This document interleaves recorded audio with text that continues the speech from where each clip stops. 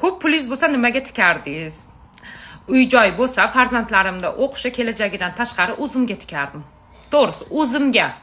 Qattaga bo'lmag'ur kiyimlarni orzu qilib, o'shanga pul biriktirib, o'sha kiyimni olib, 3-4 marta kiygandan keyin ko'ngil qolib yurgandan ko'ra o'zimga tikardim, yuzimga tikardim. Tan olinglar ayollar, iringlar bo'ladimi, yo'qmi? Boymisizlar, kambag'almisizlar? Qaynonanglar yaxshimi, yo'qmi? Hayotda sizlarni sevadigan biri bormi, yo'qmi? Lekin yoshingizga nisbatan yosh ko'rinsanglar. Ухоженный bo'lsanglar.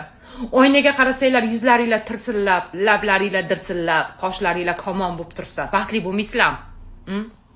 Sizlarni hech qanaqa baxtsizlik yenga olmaydi-yu, o'zingizlar go'zal bo'lgandan keyin.